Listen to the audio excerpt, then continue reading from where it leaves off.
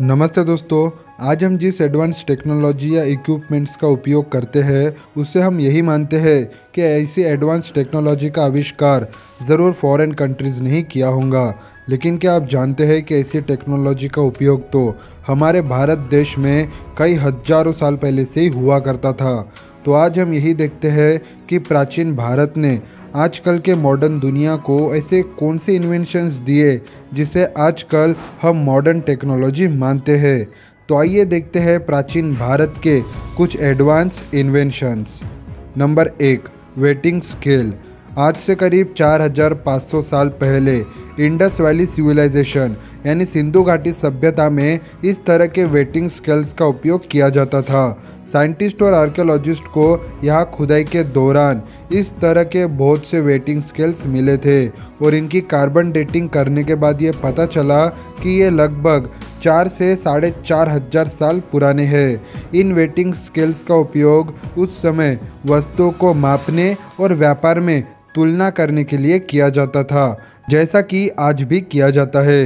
लेकिन इनकी जगह धीरे धीरे इलेक्ट्रॉनिक वेटिंग मशीन्स लेते जा रहे हैं। लेकिन हमारे भारत के इस इन्वेंशन को हम कभी नहीं भूलेंगे। Number 2, ruler. सिंधु घाटी सभ्यता के कुछ भागों में, जो कि आज दोनों पाकिस्तान और पश्चिम भारत में है, यहाँ पर वैज्ञानिकों को बहुत से खंडरों में इस प्रकार के रूलर्स मिले थे और ये भी लगभग 4 से 4,500 साल पुराने हैं। कुछ रूलर्स तो ऐसे थे जिनमें 2 मिलीमीटर से भी कम की मेजरमेंट थी। यानी आज हम जिन रूलर्स को बिना एडवांस मशीन्स के नहीं बना सकते, उनको सिंधु घाटी सभ्यता के लोग 4,000 साल पहले कैसे बनाया करते होंगे। तो ये जो रूलर्स है ये भी हमने पूरे दुनिया को दिया है। Number 3, Asian flush toilet systems. जो लोग ये मानते हैं कि वाटर फ्लश टॉयलेट्स ये वेस्टर्न देशों की टेक्नोलॉजी है, तो वो लोग बिल्कुल गलत है, क्योंकि हमारे देश में तो 4,700 साल पहले ऐसे वाटर फ्लश टॉयलेट्स का उपयोग हुआ करता था। सिंधु घाटी सभ्यता की और एक विशेषता थी यहाँ के वाटर फ्लश टॉयलेट्स। हड़प्पा और मोहनजोदाड़ो में नहाने के लिए लगभग हर घर में एक फ्लश टॉयलेट हुआ करता था और ये सारे टॉयलेट्स एक सीवेज सिस्टम से भी जुड़े हुए थे।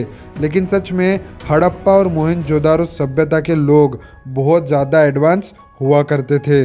नंबर 4, आयुर्वेद। आज से करीब 7,000 से भी ज़्यादा सालों पहले इंडियन सब कॉन्टिनेंट में आयुर्वेद का उपयोग किया जाता था, जिसे लोग मेडिकल प्रैक्टिस के रूप में इसका उपयोग करते थे। और क्या आप जानते हैं कि नेपाल और भारत में आयुर्वेद का उपयोग बहुत ज़्यादा किया जाता है और एक रिपोर्ट के हिसाब से ये पता चला कि लगभग 80% पॉपुलेशन आयुर्वेद का उपयोग करते हैं।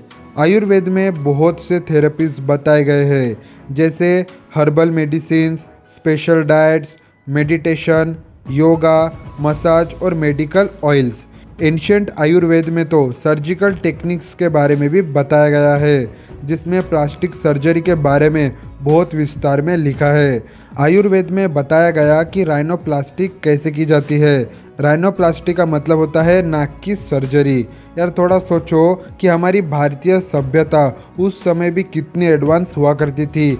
यानी उनको पेड़ पौधों का, मानव शरीर का और उनकी बीमारियों का कितना अपार ज्ञान हुआ करता था। Number 5, ancient dentistry. इतिहासकारों के अनुसार सिंधु घाटी सभ्यता में डेंटिस्ट्री यानी दंत चिकित्सा के सबूत मिलते हैं और इन सबूतों से उन्हें पता चला कि सिंधु घाटी सभ्यता में दंत चिकित्सा यानी डेंटिस्ट्री का उपयोग लगभग 7,000 से भी ज़्यादा सालों पहले हुआ करता था। मेहरगढ़ में खुदाई के दौरान, जो कि आज पाकिस्तान में आता है, यहाँ पर खुदाई के दौरान डेंटल सर्जरी के कुछ ऐसे इक्विपमेंट्स मिले जो कि बिल्कुल आजकल के मॉडर्न डेंटिस्ट्री में यूज़ किए जाते हैं। तो इससे ये भी पता चलता है कि डेंटिस्ट्री भारत में कई हज़ारों साल से चली आ रही है। तो दोस्तों, ये थे कुछ साइंटिफिक एडवांस इन्वेंशंस जो हमारे भारत देश ने हज़ारों सालों पहले ही इन्वेंट कर दिए थे। लेकिन आज इन सब का क्रेडिट हम फॉरेन कंट्रीज़ को ही देते हैं। उम्मीद है आपको ये वीडियो ज़रूर पसंद आई होंगी और इस वीडियो से आज आपको बहुत कुछ नया सीखने को भी मिला होगा। अगर आप मुझे पहली बार सुन रहे हैं तो चैनल को सब्सक्राइब करके बेल आइकॉन ज़रूर प्रेस करना आगे ऐसे ही नॉलेजेबल वीडियोस देखने के लिए। तो चलिए मिलते हैं जल्दी नेक्स्ट वीडियो में, तब तक के लिए जय हिंद, वंदे मातरम।